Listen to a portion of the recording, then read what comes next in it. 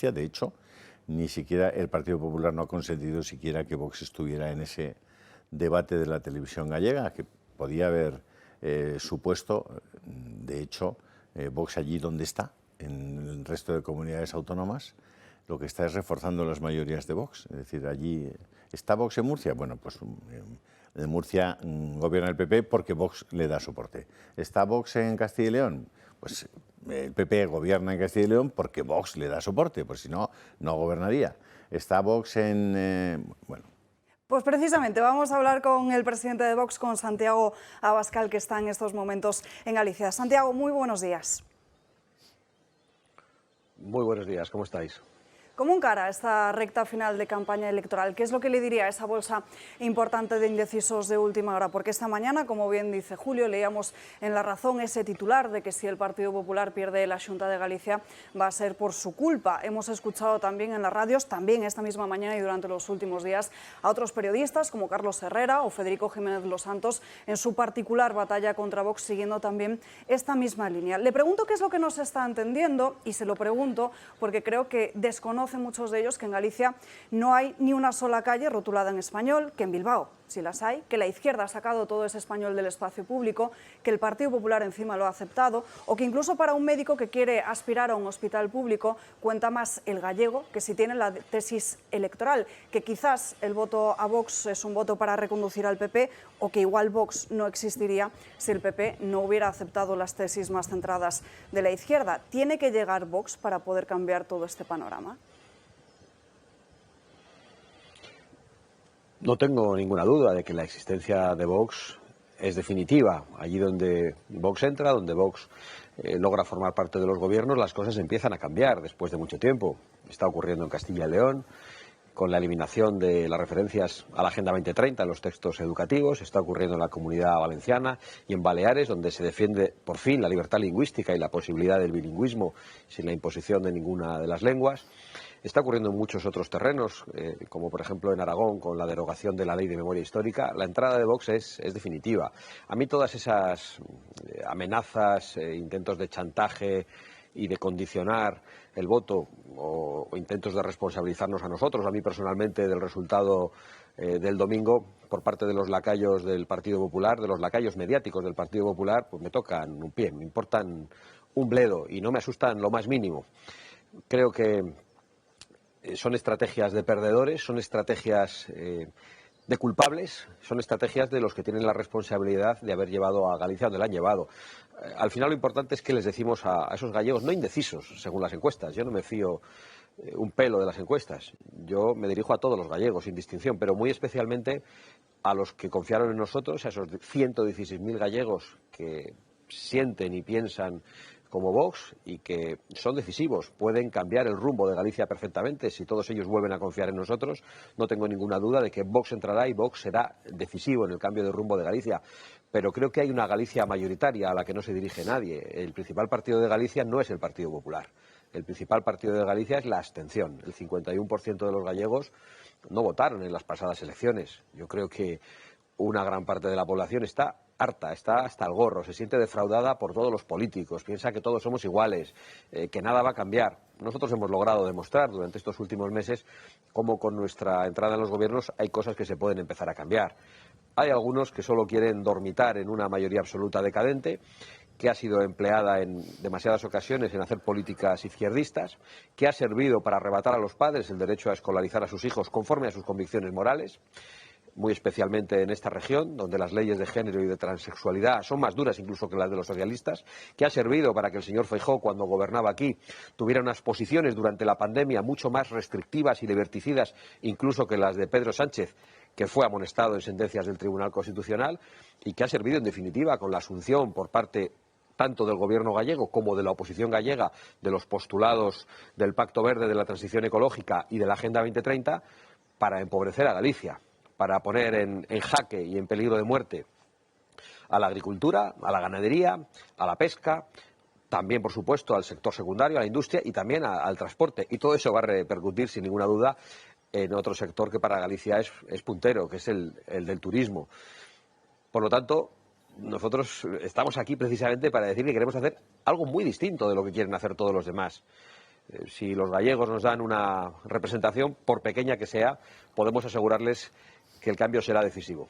Ya que estamos hablando del Partido Popular y esa campaña que han iniciado esta misma mañana, no solo sus terminales mediáticas, sino también muchos de esos diputados a través de las redes sociales agitando ese fantasma del voto útil, le pido una valoración sobre el que parecía ser el secreto mejor guardado de Aitor Esteban, que ha desvelado que Alberto Núñez Feijóo le habría ofrecido un ministerio o incluso más inversiones para el País Vasco si apoyaban una investidura del líder popular. Bueno, lógicamente el señor Feijóo a nosotros no nos comunicó eso, ¿no? Parece ser que lo intentaron con Junts, Esquerra dice que también con ellos y también el Partido Nacionalista Vasco, del que sabemos que el señor Feijóo tiene la mejor de las opiniones, entre otras cosas porque no tiene ni idea de lo que es el Partido Nacionalista Vasco y de las graves responsabilidades que tiene en el País Vasco, entre otras cosas con la falta de libertades, y no solo la educativa, la libertad básica de expresión, desaparecida en mi tierra, por culpa precisamente de la pinza entre ETA y el Partido Nacionalista Vasco.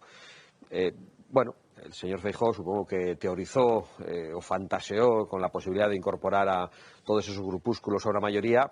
Lo que quizá no se paró a pensar es que habría perdido inmediatamente el apoyo de Vox ante cualquier tipo de pacto con los grupos separatistas. Esa es la verdad y nosotros no vamos a ocultarla ni ahora ni la hemos ocultado nunca. Todos los españoles saben lo que pensamos de las fuerzas que quieren romper la convivencia nacional, que quieren destruir la unidad y saben que ese es probablemente el primero de nuestros postulados. Barbate además ha vuelto a elevar a la opinión pública esa falta de medios para nuestros agentes en su lucha contra el narcotráfico. Me gustaría que escuchara las palabras de Paqui esta misma mañana en una entrevista en la radio, que es la madre de uno de esos agentes asesinados en Barbate. A mí solamente quien se ha dirigido a mí son sus compañeros, su jefe de la Guardia Civil, de la Infantería y de la Policía Nacional. Políticos ni nada del gobierno se han dirigido a mí. El único que me ha llamado ha sido Santiago Abascal. Le felicito porque demuestra esa altura de miras, sino también que dice mucho de usted como ser humano. ¿Cómo fue esa conversación y a qué se ha prometido para luchar contra esa lacra que golpea el sur, pero también el norte gallego? Bueno, permíteme que no desvele el contenido de esa conversación, que efectivamente sí se produjo, pero lo que sí puedo decir es que si hay guardias civiles fuertes, si hay servidores públicos fuertes que se juegan la vida y que la pierden y que finalmente son asesinados, es porque hay mujeres fuertes, porque hay madres fuertes, y lo que sí puedo decir que en esa conversación la entereza la mostró la madre de ese guardia civil y no yo. Y que solo tengo palabras de reconocimiento para la Guardia Civil y para todos sus familiares. Santiago, le habla Julio Ariza. Buenos días, don Santiago. Como usted no es el candidato, días, don Julio. no es el candidato a ser presidente de la Comunidad Autónoma Gallega, sino que es el presidente de Vox a nivel nacional, le quiero hacer una pregunta un poquito digamos, por fuera de lo que son los intereses estrictos de la Comunidad de Galicia. Acaba de mencionar a las mujeres y usted tuvo la delicadeza de llamar a esta mujer, a esta viuda, para darle su pésame y acompañarla en un momento tan duro. Mucha gente se pregunta por qué Vox tiene el voto de las mujeres tan penalizado y cómo cree usted que Vox debe explicarse para que las mujeres no tengan ninguna duda de que el suyo, ese partido político, es el primer defensor de los derechos de esas mujeres. Bueno, permítame que ponga en duda el hecho de que Vox tenga el voto de las mujeres penalizado, entre otras cosas, porque nadie sabe lo que votan las mujeres y los hombres. Eso es algo que nos dicen los encuestadores. No es algo que podemos interpretar una vez que se hace el recuento electoral. En todo caso, yo he escuchado esas teorías de las empresas demoscópicas que dicen que Vox tiene menos votos entre la mujer. No lo noto en las calles, no lo noto en los mítines de Vox, porque yo siento el apoyo y el afecto de las mujeres. Ahora bien, aunque a Vox le votasen un porcentaje menor de mujeres que de hombres, creo que el problema no lo tiene Vox. Vox es un partido relativamente nuevo que lo que ha hecho es convencer a muchos españoles del voto. Probablemente, según los expertos demóscopos, la mayoría de los españoles a los que hemos convencido son hombres. Son otros, por lo tanto, los que tienen el problema con los hombres. ¿Por qué otros partidos políticos han perdido el voto de los hombres? Si esa tesis fuera cierta, la que dicen los demóscopos, pues lo cierto es que son otros los que tienen un problema por haber sido abandonados por los varones. Y yo no tengo ninguna duda de por qué ha sido, porque en España se están poniendo en marcha leyes que han terminado con la igualdad del hombre y la mujer. Por supuesto, las leyes de género. Estamos padeciendo un feminismo que no es un feminismo normal que hemos conocido, ni un feminismo cabal, sino un feminismo extremista y confrontacional que está alentado por las instituciones. El hombre ha perdido la presunción de inocencia en las leyes de género y acabamos de ver una reforma constitucional en España en la que a los hombres con discapacidad se les pone por detrás de las mujeres con discapacidad. Entonces son otros los que han perdido el voto de los hombres. Nosotros todavía no hemos logrado convencer a la mayoría de las mujeres. No tengo ninguna duda de que lo lograremos. Y lo lograremos, entre otras cosas, porque nadie defiende con más contundencia que nosotros la seguridad de las mujeres. Nadie defiende con más claridad que nosotros la penalización de los agresores de mujeres, de los asesinos, de los violadores en grupo. Nadie defiende con mayor contundencia que nosotros paralizar las políticas de importación de personajes que piensan que la mujer es un ser inferior.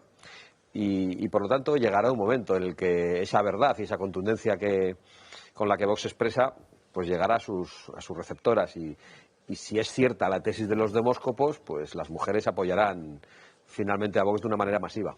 Santiago, hablando de mujeres, la presidenta de la Comunidad de Madrid, muy recientemente, y en 24 horas, hizo un nombramiento y un cese que han llamado, a mí por lo menos, poderosísimamente la atención, el del general Espejo. ¿Cómo valora usted esa actuación de la presidenta Ayuso? Bueno, yo creo que está en un contexto de maltrato y de desprecio por parte de los viejos partidos a las fuerzas y cuerpos de seguridad del Estado y a los principales servidores públicos. El general Espejo es un general condecorado, es un general con una trayectoria intachable en la lucha antiterrorista, es un general al que probablemente debemos grandes servicios y haber salvado vidas de muchos españoles, y no hay ninguna imputación ni ninguna condena contra él. Lo que hay es una afirmación de los familiares de terroristas, del mundo político de la banda terrorista ETA y del nacionalismo vasco contra ese general. Claro, que el país haga una noticia diciendo eso y que la señora Ayuso, después de proponerle para dirigir la ciberseguridad de la Comunidad de Madrid, inmediatamente diga que ese nombramiento queda sin efecto y no se publica en el boletín, pues me parece una canallada contra un hombre al que se deja a los pies de los caballos y al que solo podemos mostrar gratitud y respeto. No se pueden hacer los nombramientos en función de lo que diga el diario El País. Ya sé que el diario El País es el medio de comunicación más subvencionado por la Comunidad de Madrid, pero no se puede estar uno leyendo los editoriales o las noticias del País para gobernar. Eso es lo que hace el Partido Socialista. No sabía yo que también lo hacía el Partido Popular de la Comunidad de Madrid. Santiago, el Partido Popular, vamos a ver, en Andalucía ha sido necesario que existiera Vox para que el Partido Popular por fin tuviera una primera legislatura sin mayoría absoluta y gracias a los apoyos de Vox pudiera gobernar en Andalucía, y eso le ha dado pie a que en esa siguiente legislatura incluso ha podido obtener la mayoría absoluta no necesitando los votos de Vox. Pero es verdad que el Partido Popular gobierna hoy Andalucía gracias al, al impulso político que le dio Vox en esas primeras elecciones y posteriormente. En Murcia el Partido Popular gobierna gracias a que Vox lo apoya. En Castilla y León el Partido Popular gobierna gracias a que el PP, a que Vox le apoya. Es decir, ¿tanto le puede costar al Partido Popular entender que incluso en Galicia podría gobernar con el apoyo de Vox? Les cuesta mucho entenderlo. Además, hacen política desde la ingratitud, porque es un hecho cierto que el Partido Popular durante 40 años se mostró absolutamente impotente para lograr un cambio en Andalucía y para expulsar a un socialismo que además se había ido corrompiendo, había ido creando una sociedad clientelar. Es algo parecido, probablemente lo que está ocurriendo ahora con ellos en Galicia. Pero fue precisamente Vox el que llegó a una región en la que decían que era en la que menos oportunidades teníamos y tuvimos un resultado espectacular. Nunca hemos recibido la gratitud, al contrario, hemos recibido la estigmatización del Partido Popular en demasiadas ocasiones.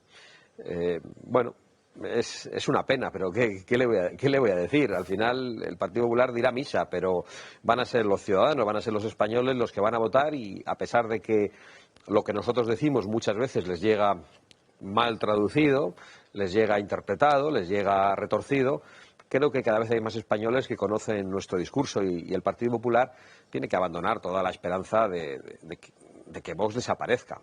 Y esa obsesión que tienen, que desgraciadamente es una obsesión mayor que la de derrotar al Partido Socialista. Lo mostró el señor Feijóo durante la campaña. Estaba más empeñado en acabar con Vox, en decir que no iba a depender de Vox, en decir incluso que quizás Sánchez, si le permitía gobernar, le libraba de gobernar con Vox, que en cualquier otra cosa, que en derrotar al Partido Socialista y a Sánchez, al que ofrecía permanentemente pactos durante la campaña. Hasta 5 pactos de Estado le llegó a formular. Lo hizo ante todos los españoles en los debates electorales. ¿Qué le voy a decir? El Partido Popular tiene un lío monumental, no sabe ni dónde está. Además, siempre están hablando de pactos, pero no hablan de verdad de lo que importa.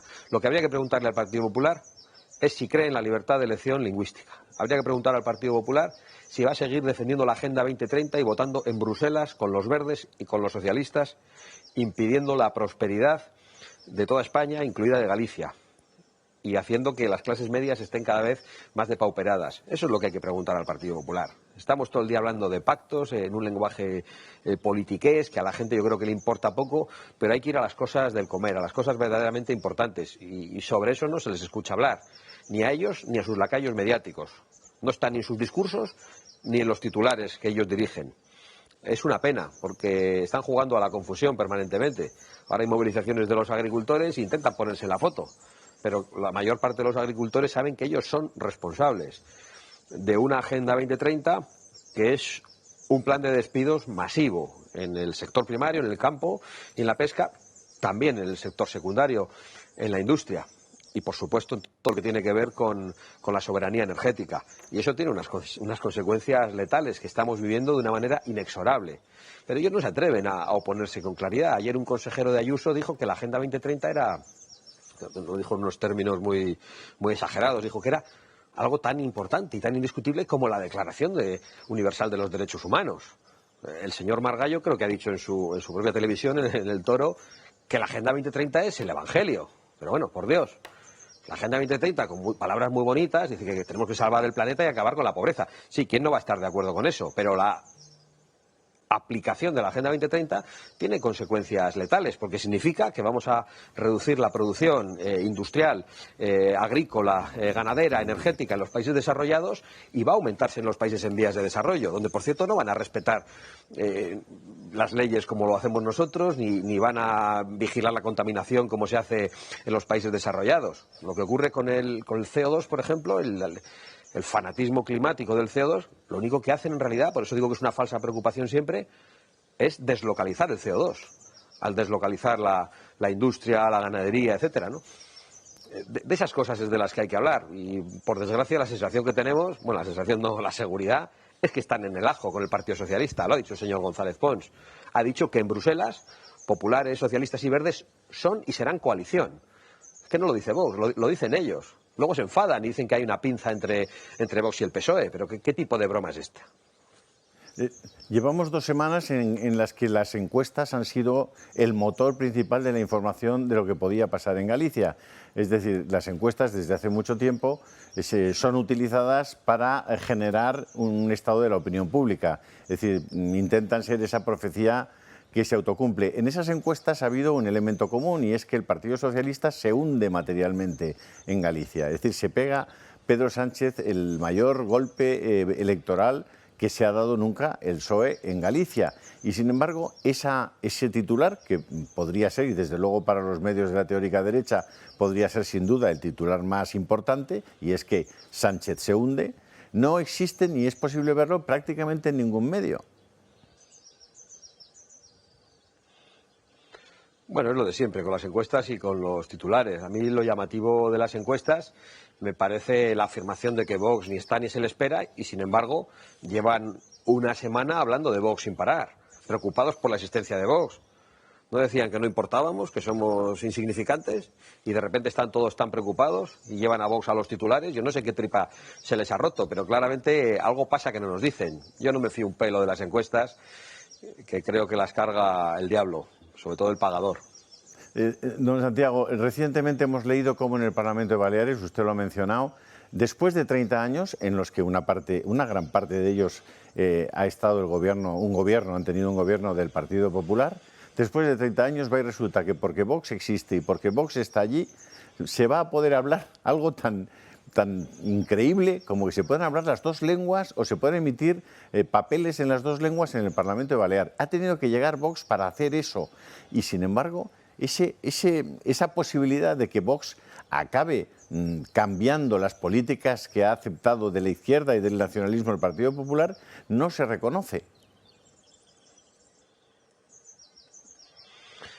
Es así, el Partido Popular muchas veces echa la culpa y responsabiliza a la izquierda, pero ha tenido mayorías absolutas en la Comunidad Valenciana y en las Islas Baleares y ha sido el responsable de aplicar un rodillo lingüístico, que además no era en defensa de una de las lenguas de los baleares, que es el balear, el mallorquín, el menorquín, era la imposición del catalán, era una lengua normativa que no es precisamente la que hablan allí. Ha ocurrido lo mismo en la Comunidad Valenciana, con la imposición del catalán a través de las políticas lingüísticas del Partido Popular. Y ha tenido que llegar Vox y eso ha empezado a cambiarse. Nosotros no tenemos ningún rechazo a las lenguas, ni al catalán, ni al valenciano, ni a las lenguas que se hablan en Baleares. Y por supuesto no tenemos ningún rechazo a la lengua gallega. No lo tengo yo, que he escuchado el gallego en mi infancia y lo sigo escuchando porque mi abuela vive.